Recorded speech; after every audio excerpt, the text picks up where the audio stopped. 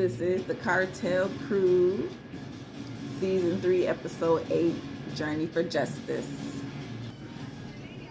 Okay, so Marie, Nicole, and Betty, they meet up, and Betty is just expressing, how that weekend with the wedding, they was at the house, and she's like, it was just really emotional for me, the thing with the shooting with Eddie's girlfriend, and, the comments that everybody was making, it was just overwhelming because, I'm still grieving over my sister.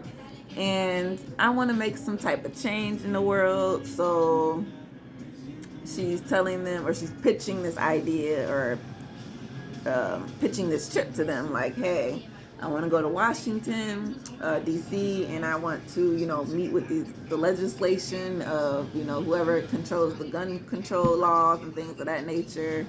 And I want to, try to make change out here. And I want my goal is to get all the guns off the street. Might not be realistic, but hey, I need to do something that'll make me feel better, and it'll be justice for my sister. The guy who was involved, I think he chose to take a plea deal instead of a trial. So, in her eyes, it's like, it's like a cop out. So, he won't get the punishment that she wants him to get. So, of course, it's upsetting. And she goes on to say, like, yeah, but, y'all can come, but I don't want Kat to come because I didn't like the way, like, her response to, she wasn't insensitive to, my emotions. And Yvette, she just kind of flipped the script on me because, I don't know if it was because Stephanie was there or what. And they kind of played some unaired footage to where Yvette was going on talking about I should have been a bridesmaid. I did more than y'all.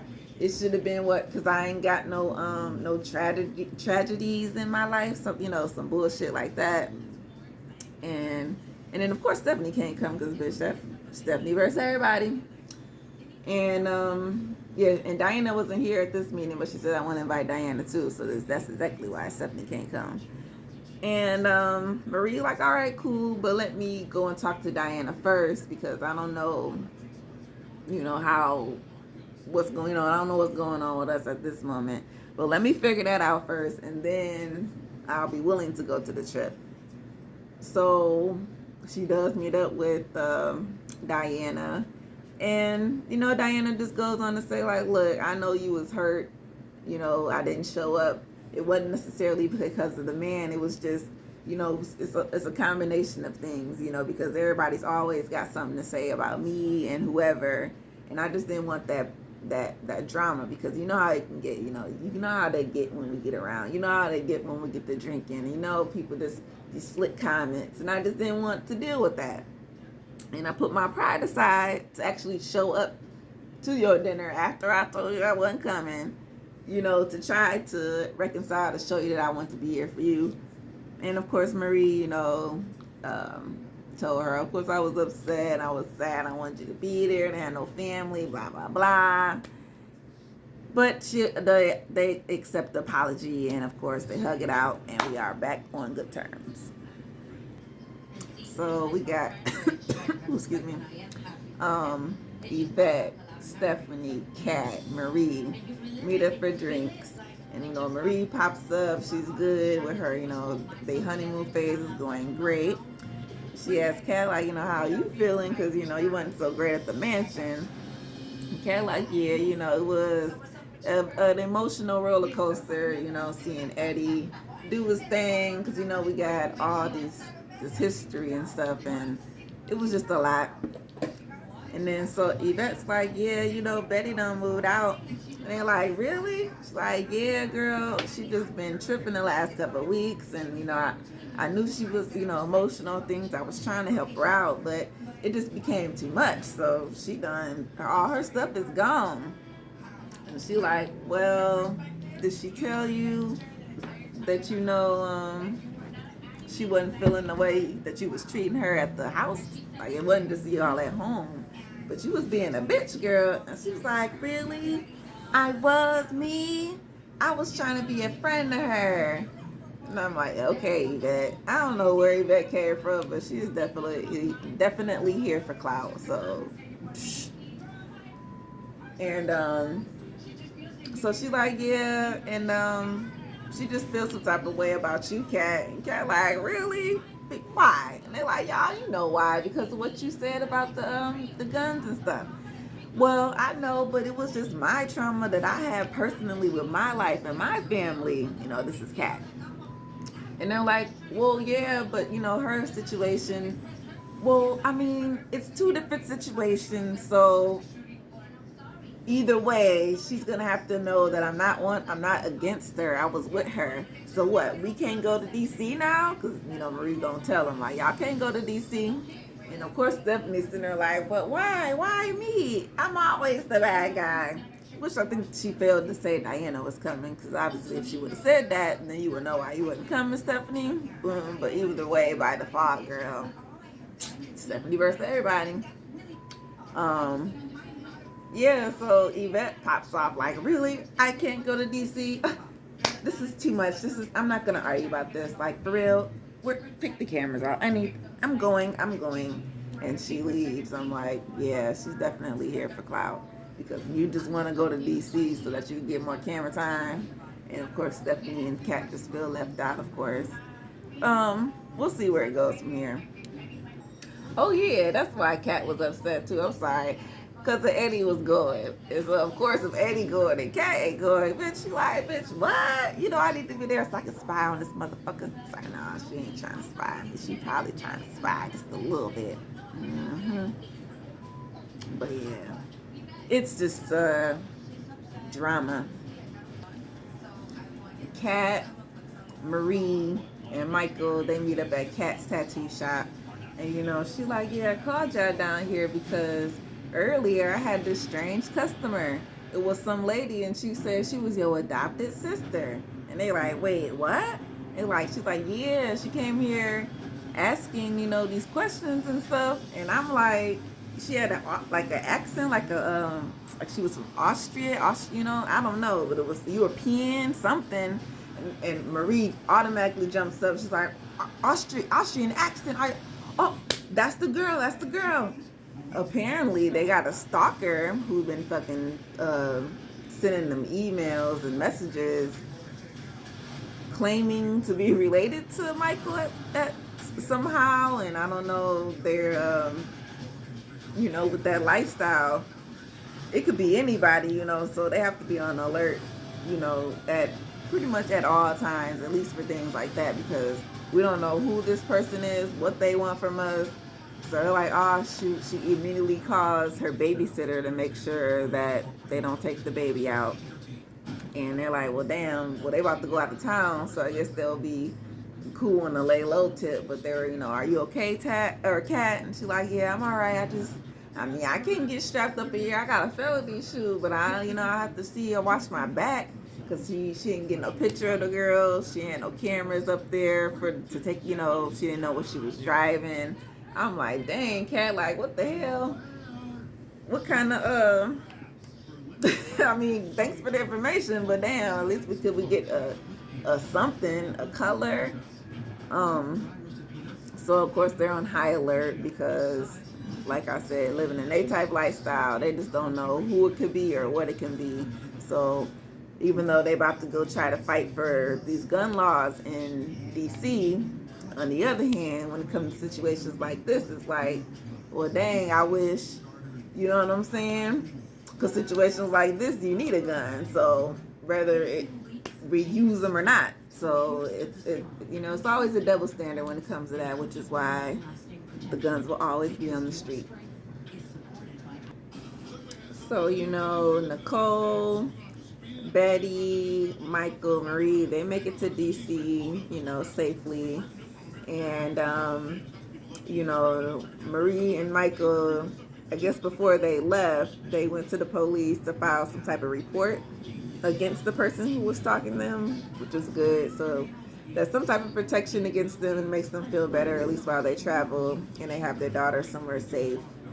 In the meantime, you know, Betty, she's meeting up with, it's like he's a director of something. His name was Greg.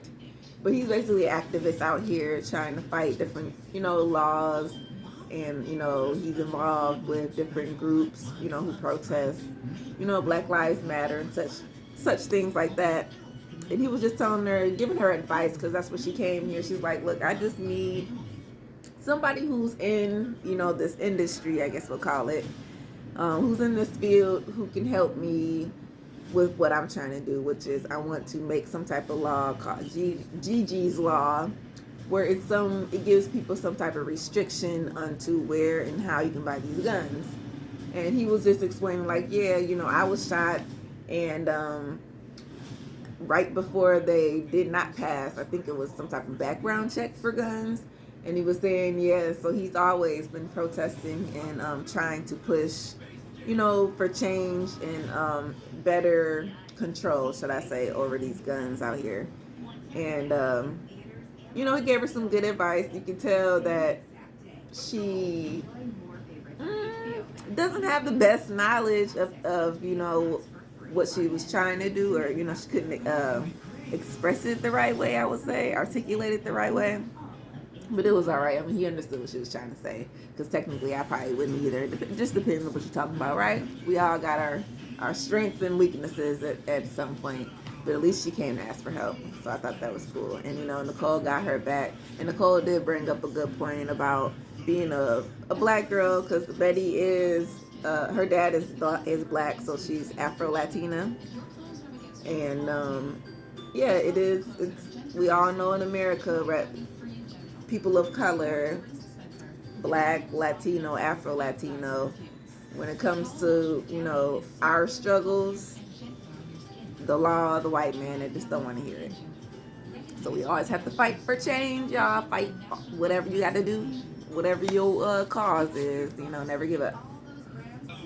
All right, so, Betty Luther King, she get to join Portia and Andy with that title, right?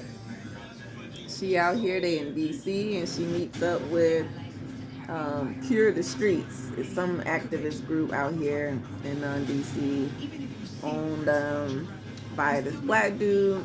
And he said, he just started these block parties, and ever since, because he had, they all have these lives where they go down the wrong path, get locked up, get out, and be like, look, I can't live like that no more. So I need to change the community and get back to the community. And the only way to do that is to make sure to keep these young folks off the street and off that bad path that you done took. So it was cool that they, all the crew went up. They had their own little t-shirts on, and they joined the Black Party. They got to meet all these activists. They got to, connect, on a deeper level with different people. Because, Black and Latino, of course, we have a language barrier, but that's probably about it. Language barrier and, and then, our music a little bit, our cultural, food-wise. But in all naturality, you break that shit down, we basically the same. When we here in America, for sure, we definitely the goddamn same. Like, so it was cool that, we always can pretty much bridge the gap when it comes to when we need to come together. Like, I know the gangs and things try to keep us apart, other circumstances in life, but in all naturality, when certain things go down, for sure the Latino community and the Black community will always hook up, and it will, it just is what it is, because, we understand it's that brown skin, love, I guess you could say it. So, it was a good way to end the show. They enjoyed the block party, barbecue, meeting all these people, listen to the speeches, and since it just so happened to be the premiere of the show, they had it like showing on a big outside screen so that everybody can view it and just